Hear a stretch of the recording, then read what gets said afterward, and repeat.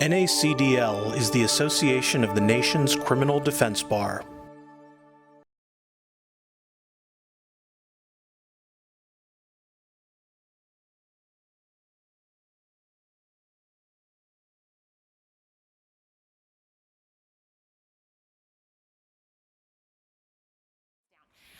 So before we get to advancing your theme through cross-examination, we're going to spend a good bit of time talking about developing your theme, because you can't cross too well if you don't have a great theme. So we're going to start with the real basics. What is a theme anyway? And I picked this picture for this slide because I want you to feel empowered. This little girl with her big book in front of her, she's an author today, right? And as much as we all truly love being criminal defense lawyers, we love what we do, that's why we do it. But there are some days that maybe we love it a little less. Spend a little too much time in the jail, have a client who's written you a little bit too much hate mail, you have a difficult family to deal with, you have a completely inflexible prosecutor who thinks the only way to solve the world's ills is through incarcerating your client, right? On those days, let's take a step back and reinvent ourselves. We can be authors, we can be playwrights, we can be screenwriters. We can do those things, and it's actually a lot of fun. And we can find a way to be loving our work again. So what is theme? Themes are universal truths. Okay, theme is understanding the human condition and identifying aspects about how we all relate as human beings and say, yeah, that's true. That's really true. It's true for me. It transcends age. It transcends race. It transcends gender. Those are universal truths. And so I thought as a little bit of an icebreaker this morning, we would start with some memes, okay? Now, is there anybody here who doesn't have internet access so they don't know what a meme is? I looked up the definition of a meme in case there was anybody who doesn't know what a meme is, and I thought it was I love this term, a cultural unit, right? Isn't that kind of interesting? A unit of culture. It's a unit of information that says something about who we are as a people. So I thought we would start with some memes that I identify with, right? These are things that when I look at these memes, I say, that's me. Right, and I'm going to do this as, that's me acknowledging that I like that I get that I identify with that. The first one, when you finally have enough battery in your charge that you can actually roll over in your bed, right? I get that. This one, I seriously only had yogurt today, and I cannot believe I don't have rock hard abs yet. Complete BS. And this one, when you're in the kitchen and you hear the show to the theme song to your favorite show start and you run out. The one difference for me in this picture that I have on what my husband likes to refer to as my eating shirt. You know, you always got to put on an eating shirt when you're going to eat and watch TV because then you never have to do the laundry. All right, so universal truths. Why do they matter in our cases? And I'm going to go through these one by one, but they matter for a few reasons. The first reason is that they build trust between you and your jury. The next reason is they simplify the story. They make this story simple and easily digestible to your jurors. And thirdly, they evoke an emotion. They evoke emotion for your jurors. So first we're going to talk about trust and what I call the modern trust. And back when we were talking about those memes, and I said, I identify with that, right? As we become a society that relates less and less to each other, it is becoming more important to examine how we determine who we trust and who we don't, okay? Let me give you an example. 50 years ago, when people wanted to get together, they gathered in person. They went to a dance, they went to a library, they went to a community meeting. But that's how they got together. And there was a different skill set for how their brain decided who within this group is someone who I trust. In today's world, we don't do that anymore. We're a pretty isolated society right now. Most of our connection is virtual, it's online. And I'm going to give you, for instance here, Ivan Dominguez, he works for NACDL. He is a fantastic asset to NACDL. And we met maybe 6 months ago. And we see each other every 3 months at these meetings. And we probably spend 15 to 20 minutes together, okay? But after I meet Ivan for the first time, we become friends on Facebook. And I see what Ivan posts, and I like it. I like it. I like his politics. I like his thoughts. I like his religion. And so I see Ivan yesterday for the first time, and we have actually spent maybe 40 minutes in person in our entire lives together. And it's Old Home Week, right? I'm ready to have Ivan babysit my kids because I've decided I like and I trust things that Ivan says. Therefore, I trust Ivan. So when Ivan says new things to me today, if Ivan wants to advance something to me today, I am more willing to trust it. Right? So it's about gaining trust when we talk about things that are true to each other. All right, the next reason, simplifying. Themes help simplify the story and make it easily digestible for your jury. Now, why is that more important than ever? Because in 1950, we read books. By 1980, we read magazine articles. Then we read internet articles, which had become incredibly shorter. About 5 years ago, they introduced the listicle, right? It's not even really a story. It's more of top 10 things that you need to know about the Mueller report, right? Now, we've become an Instagram generation, driven entirely by photographs. You don't even need words, you just have a photograph.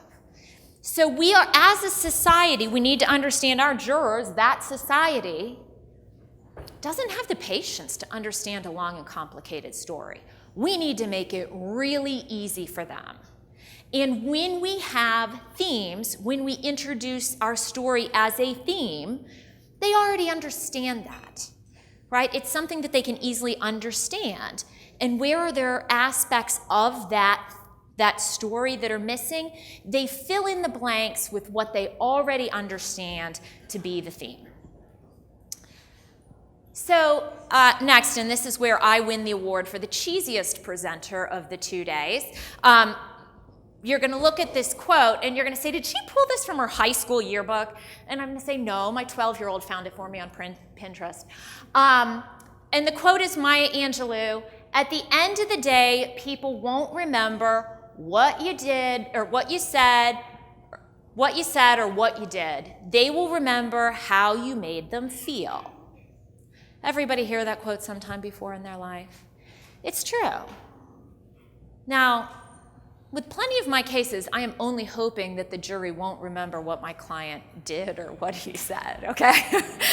But if we can make them feel good, that's good.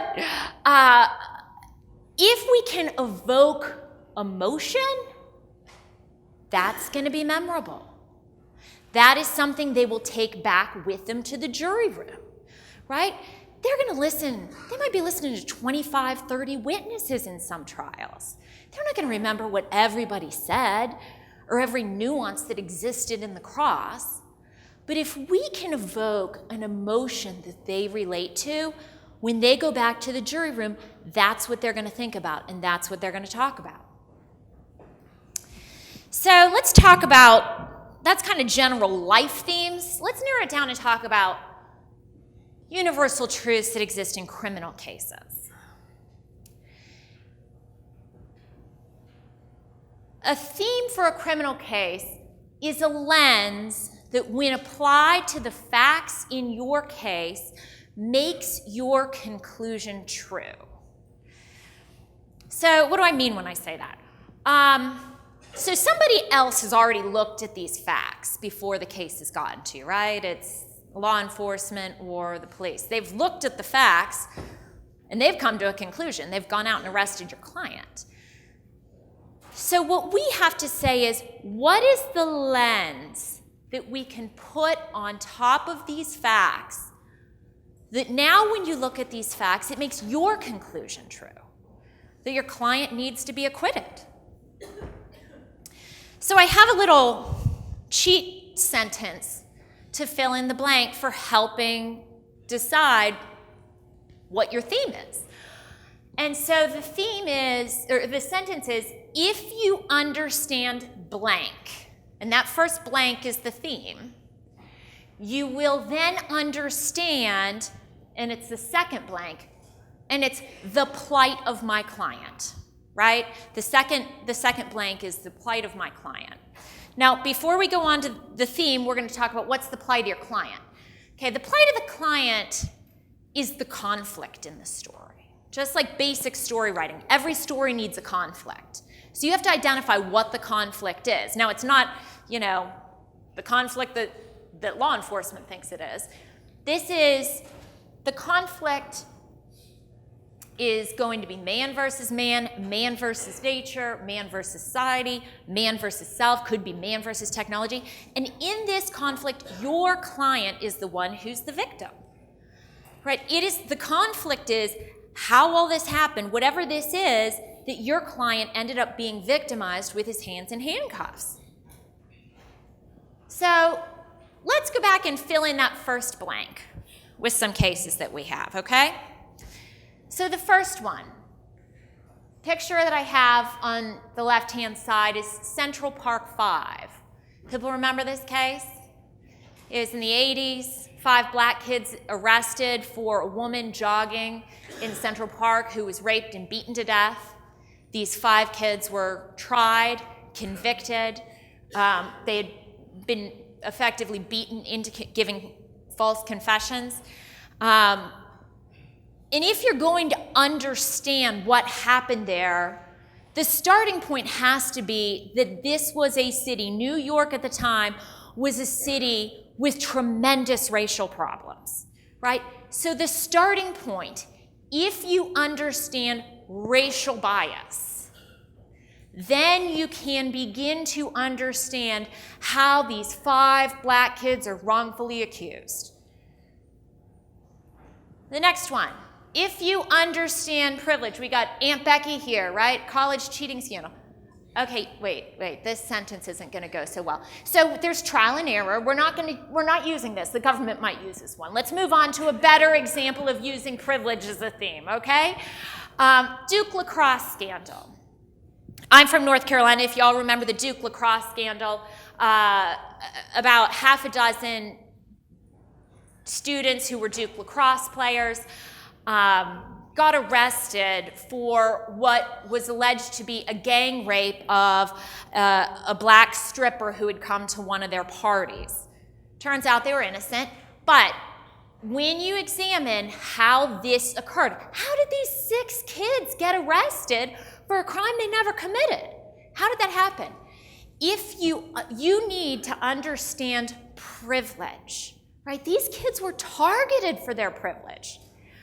Unlike kind of the converse of the Central Park 5, that the detectives, the cops, every decision maker was so ready to believe that these were a bunch of rich white assholes. And everybody was going to believe they raped this poor black lady. If you understand that theme, if you look through the lens, you will then understand how this injustice occurred to your client. Rush to judgment, mob mentality. One of my favorites, The Simpsons. I do a lot of sex cases, so you often deal with some mob mentality or a rush to judgment. Something terrible's happened. Oh my gosh, we need to hurry up and make an arrest. And nobody does it better than The Simpsons. They always have this very angry group, angry and well-intentioned people, and they always have a torch in the air, and somebody yells out, "Think about the children!" It's my favorite part of The Simpsons. So if you understand a rush to judgment, because jurors, human beings, understand rushes to judgment. Brendan Dassey, Kathy Stilling talked about Brendan Dassey from Making a Murder, the juvenile in Making a Murder, who is, again, coerced into a false confession because of the worst police interrogation techniques on the planet. The failure to follow protocol or best practices. If you understand when people employ bad practices, how something bad results, that's a universal theme that everybody understands. Jealousy, Glenn Close, right? If you understand jealousy, you will understand why this woman is now falsely accusing my client of rape. So how do you find the universal truth for your specific case? And the starting point is looking at your defense theory, right? And understanding the difference between theory and theme. Okay, theory is very fact-driven. Okay? So we're going to ask what's the lens we lay over those facts that prove your trial theory. So a theory would be the police mishandled the evidence, so the forensics are wrong. Those are the facts that happened, right? But most of your 12 friends are not going to understand exactly. They've never been in a situation where evidence has been collected from their home or how things happen in a scientific lab. But what they will understand is the concept of failure to follow protocol. Every one of us has experienced that in our individual lives. If we don't follow the protocol, if we get the box home from IKEA and look at the instructions, and start with number 3 and then try to do number 7 and don't do number 6 at all, we're not going to end up with a piece of furniture. If your theory is, in your white collar case, my client had no intention of defrauding investors, chances are your 12 friends have never gone out and recruited $5 million from strangers and put it into a company that's worth $0, right? They don't understand that.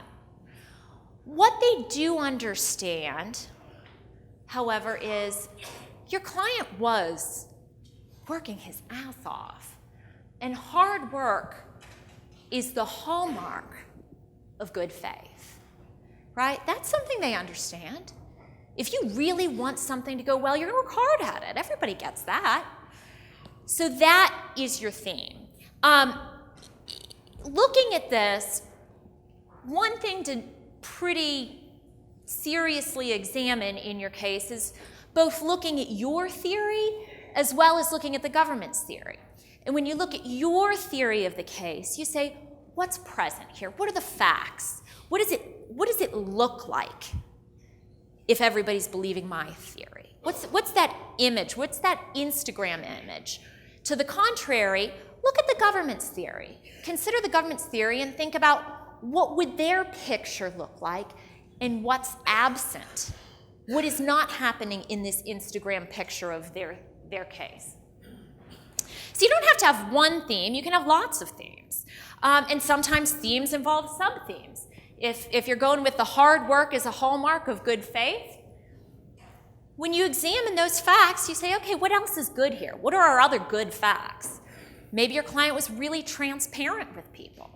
Transparency equals good faith, and you can have an entire subchapter on transparency and places where transparency occurred. If you brought in experts, not experts in your case, experts in your company, that's an indication of good faith. You don't want to bring in people who are really good at what they do if you're committing a fraud, right? That's evidence of good faith. And then there's another one that, okay, this company is a complete disaster. Well, maybe they were too successful, right? Any of us had an example where we've had too much of a good thing, right? We really hoped that we'd get a ton of business in the door, and then all of a sudden the phone was ringing off the hook, and you couldn't return calls fast enough, and everybody got angry at you. You know, there can be too much success that then becomes chaos. That's another theme. So as you consider themes to use in your cases, watch what's happening around you, right? Read the newspaper, watch television, pay attention to what's going on social media, and think about universal truths that you see becoming true and relevant in our society and see how you can bring them into your case. This is one that I put in this slide because I've really wanted to bring this dress into a case, okay? Who here knows what this picture is? Who's seen it before? Most of you have seen it before? Okay, for the few of you who haven't, this went around on the internet a couple of years ago, and it became this great debate. Is this dress white and gold, or is this dress blue and black? And you would see people get so angry about people who had a different opinion. And somebody says, are you crazy? It's gold and white. How could you possibly say it's blue and black? And when I saw this, I thought, this has to get used in a trial at some point. That people are so adamant that what they see is correct, and somebody else sees it entirely differently, just as adamant. So I want one of you to work it into a case, and you promise you have to report back to me, okay? So the other nice way we can use facts or themes is when we have bad facts, and we have to kind of transcend those bad facts. Now, who here loves this? Raise your hand if you love it. Okay, I want every criminal defense lawyer to love this, and I'm going to tell you why you have to love it. Because this is the ultimate story of redemption, okay? A few weeks ago, Tiger Woods wins the Masters. He's one of the greatest golfers of our lifetime, one of the greatest golfers ever. But he had been on a 14-year losing streak, okay? Now, who can identify with somebody who's been on a bit of a losing streak? Can I see some hands? Okay? It's a painful thing, right? And so not only had he been on this terrible losing streak, but there were some really complicated facts here, okay? We have got the 2017 DWI arrest. And I'm going to tell you, when I was getting ready for this, I was pulling up some Tiger Woods pictures. And their Golf Digest in 2017, around the time of the DWI, his life is in the toilet. And he's going to try and make the Masters. And Golf Digest runs a story that says the odds of him winning are abysmal. Okay? Oh, can you imagine trying to get ready to open for a case and picking up your newspaper and saying, your odds of winning this case are abysmal, right? How do you get out and start your life? I mean, that's awful. So, but there were some other really bad facts, right? We have the Suburban that his wife comes at him with a golf club, and then Perkins. All right, I'm not going into the details of what he did with that Perkins Hostess, but I used to love my chocolate chip pancakes from Perkins, and I honestly can't go back. I cannot look the Hostess in the eye there. So he has complicated facts. America does not love Tiger anymore. But we're willing to accept this, right? That when he won, this was a grand story. It was a wonderful story. That it was redemption, and all of that stuff had been forgiven. So, I think we have to think about the human mindset, though, in terms of people's ability to gather up those bad facts and move them over to the side, right? And it goes back to basic philosophy. Is man inherently good, or is man inherently evil? Man is inherently good, right? We want to believe that.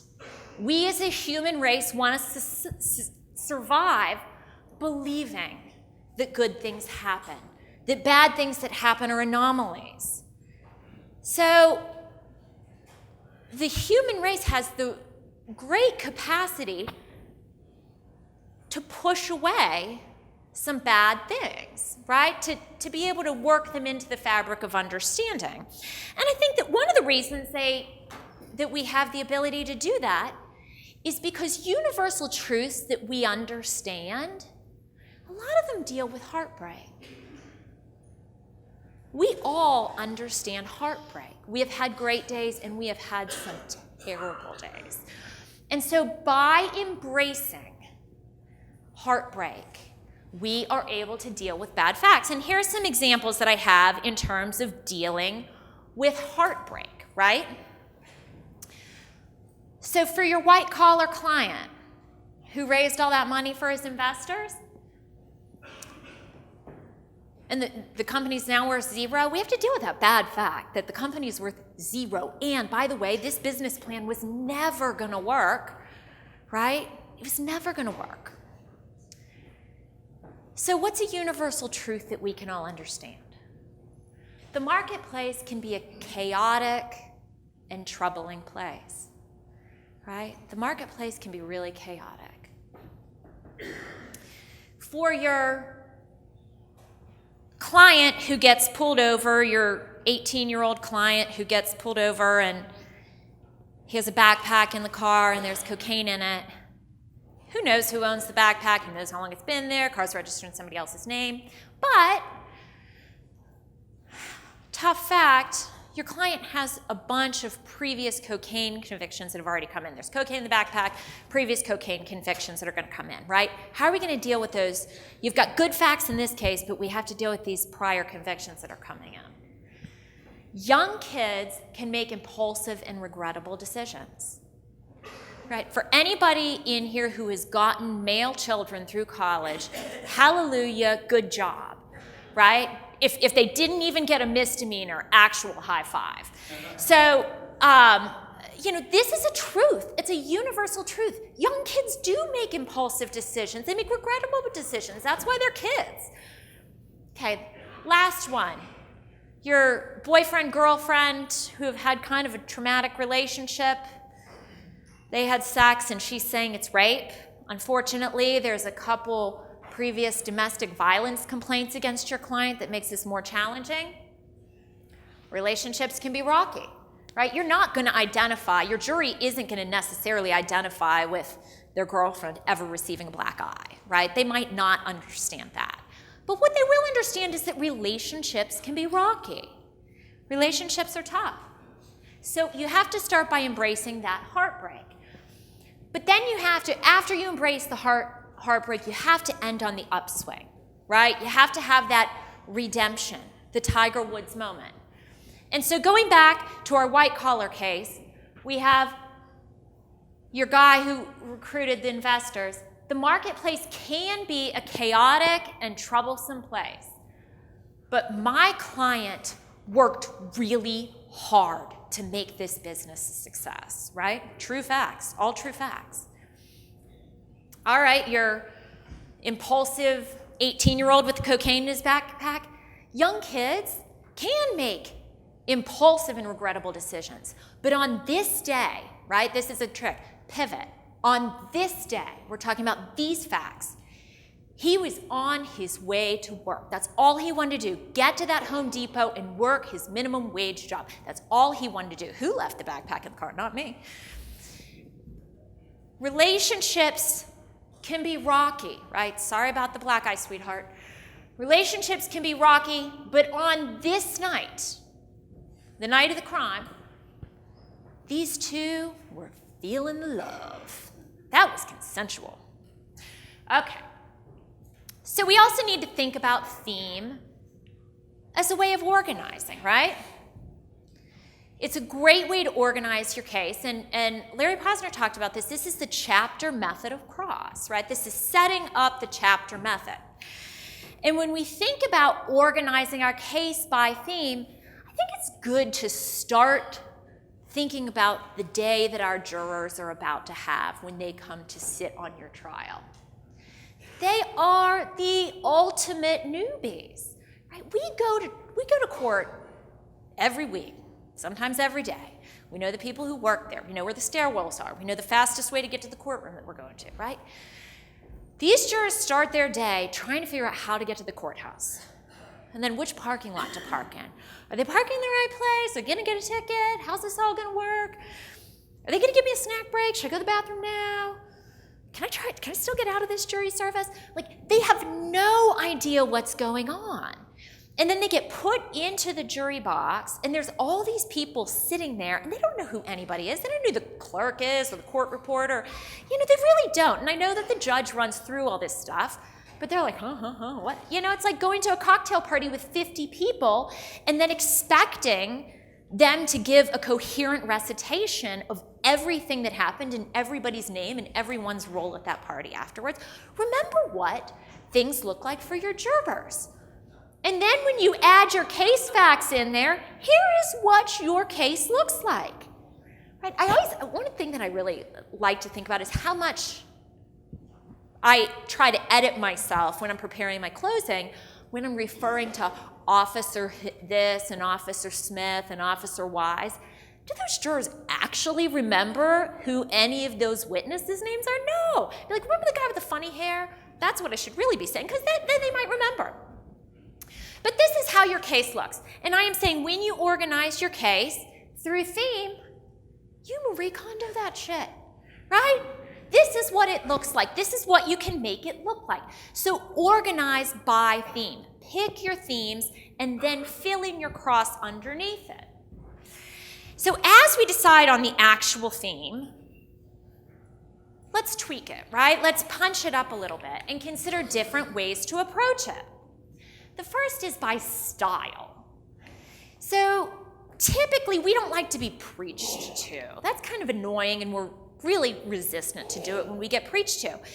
And so these universal truths, the nice thing about them is they're universally true, right? They're logically correct if we identify something that you can't dispute.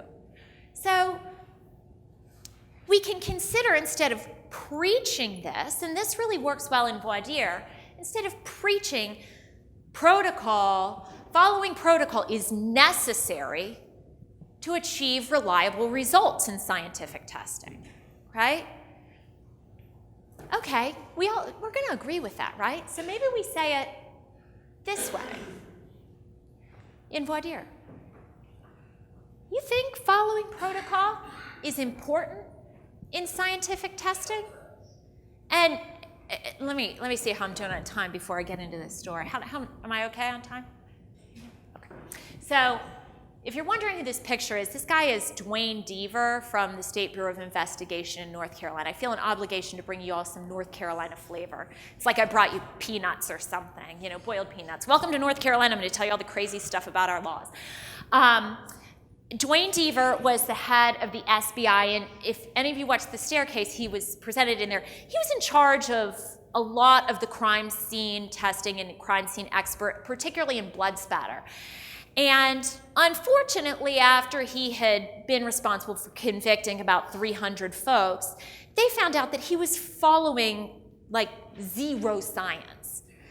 And on the occasions that he would actually do the testing sort of marginally correctly, he would test over and over and over again until he got the result he wanted.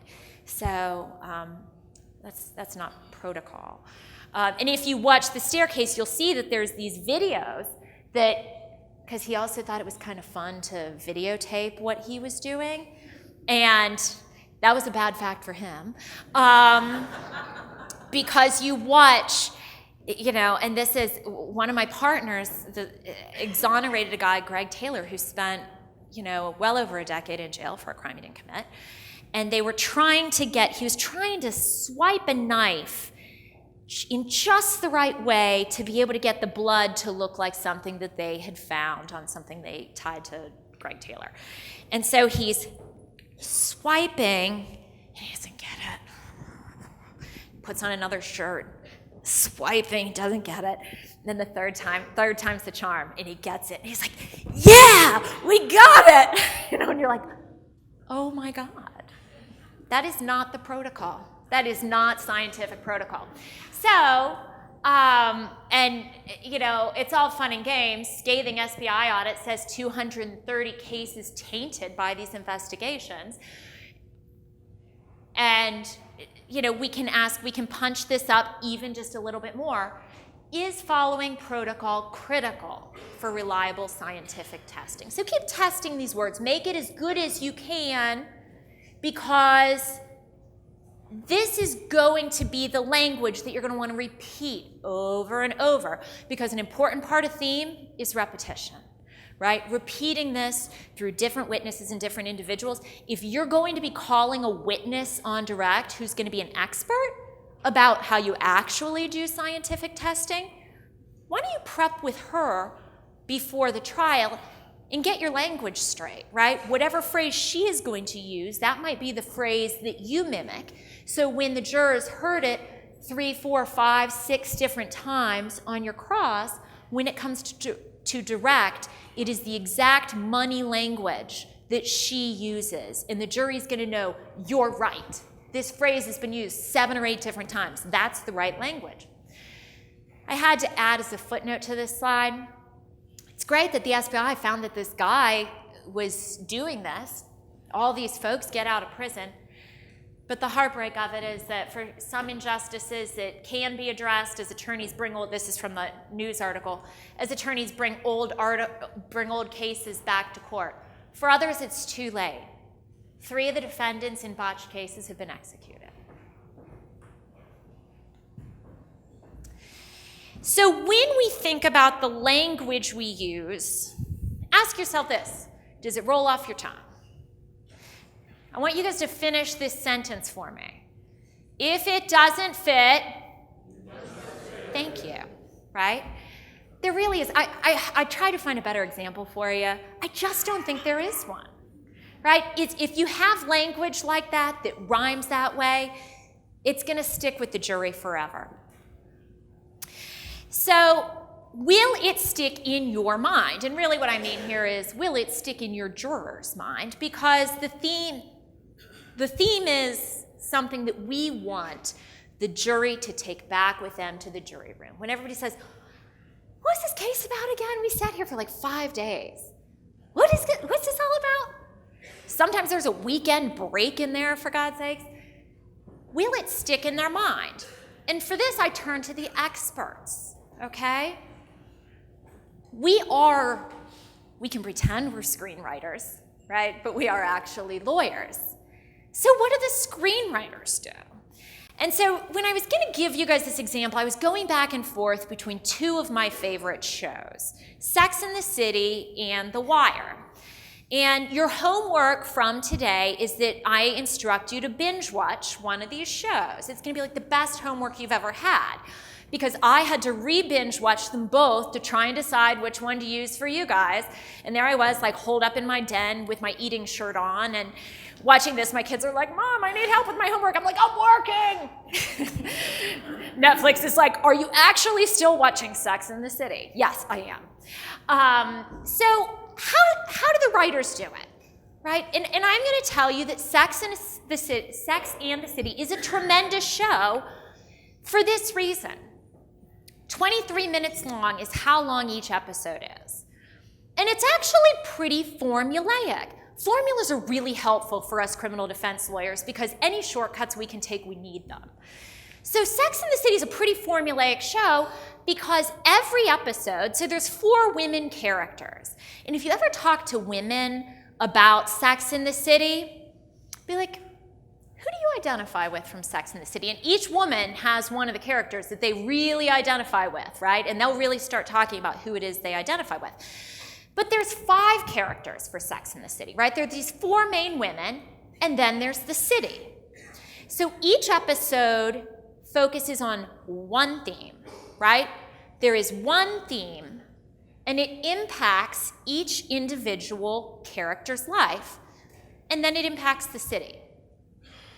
And so they work this theme through, and it becomes really engaging because you look at the theme and then you say, how's it impact the city of New York? How's Miranda look at it? How's Carrie look at it? And so I broke down this episode, and I'm not going to take you totally through this, but it's the evolution episode. Why did I pick the evolution episode? Because it's a great episode. It won an Emmy, right? Why else did I pick this episode? Because it was written by NACDL member Ian Wallach's wife. He's speaking right after lunch, so you can ask him about this episode, right? She won an Emmy for writing this. And here's what she tells you, that they're talking about how we deal with evolution, how we evolve, how our relationships evolve, right? Evolution, that might be a nice theme for a criminal case, right? Criminal defendants, they evolve. So Carrie, she wants to evolve in her relationship. Miranda, the lawyer character, she worries about her body evolving as she's learned that only one ovary is working. Samantha, she's always kind of the one that's like a little bit slutty maybe, she sleeps with an old friend because she wants to evolve as the dominant partner who doesn't care about feelings in a relationship. And Charlotte, who's kind of the real, I guess you might call her a prude, she evolves in her view of gender stereotypes, right? They're all evolving, so we're evolving, right? And then they ask the question, are New Yorkers evolving past relationships? So that's how it works. And the dialogue, when you listen to the dialogue between the characters, it toggles between evolution on an individual level, and evolution is a greater concept in society. And they bring up topics like reproductive technology and hair plugs and how we're evolving as a species. All right, so keep that in mind. Why does it matter? Because what I want you to be looking at is not bringing theme through in one witness, bringing theme through in all of your witnesses. So in preparation, you know it's all in the prep, and you have to become Carrie Matheson in Homeland on this. You have to get psychotic, all right, maybe obsessive, not psychotic, about your theme. When you identify this theme, I want you thinking morning, noon, and night about it. How does it work? How's it impact different areas of my life? How does it impact society as a whole? Where does this come up? So if your theme's protocol, start thinking about protocols. When you start thinking, what's a protocol mean? What are different definitions for protocol? What are protocols in different countries? And then start looking individually at every single aspect of your case where protocol might be employed. What are our inherent protocols? Even if we don't work for the police department, we still have protocols in our own life.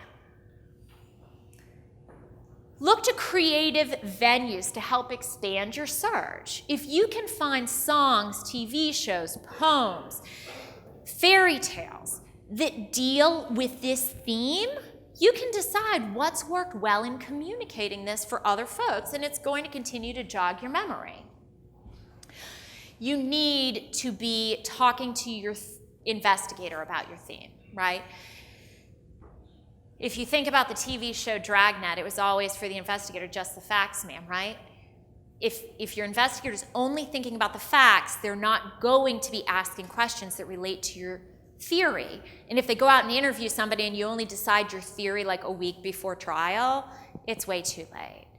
You need to begin developing your theory, your theme, the second that your client leaves your office for the first time. Right? What hit you about this client? What's sitting in your heart? What is the feeling? What is the emotion that you have when you listen to this story? So when you do your research, it can really help with your voir dire. If your theme is memory, right? False memory, failed memory, in your voir dire, you need to begin by introducing this theme early to get the jury thinking about it. And this is just from a questionnaire that I found online about memory, and it's great to help with voir dire. Is human memory, tell me whether you agree with this, human memory is very similar to computers in terms of processing information. Who has a feeling about that, right? That's a great way to start voir dire.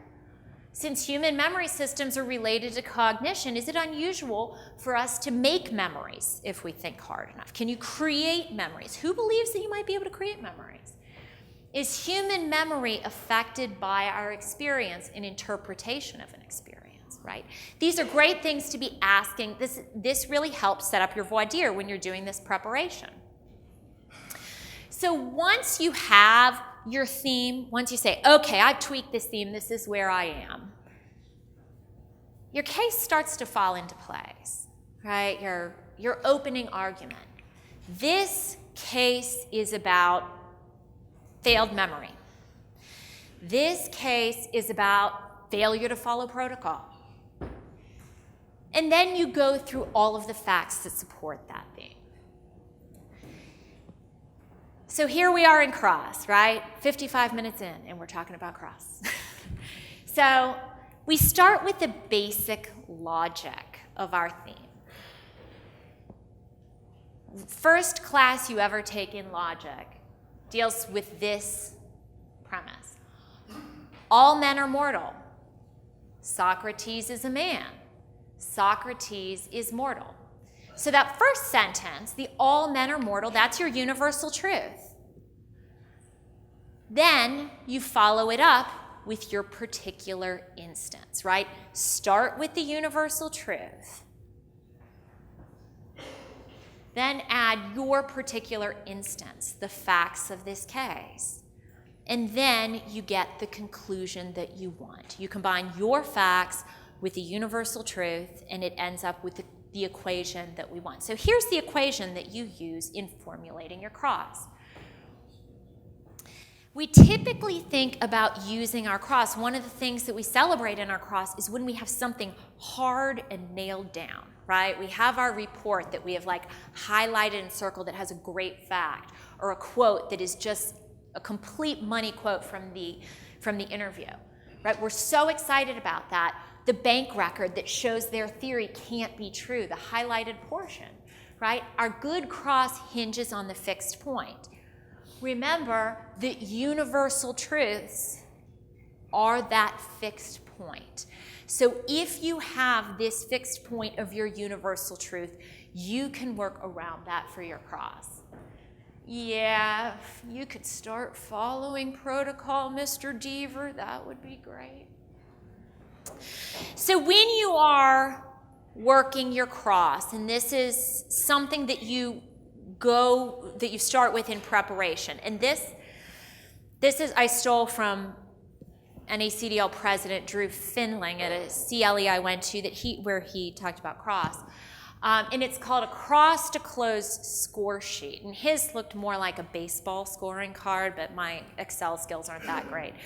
But prepare this in advance, right?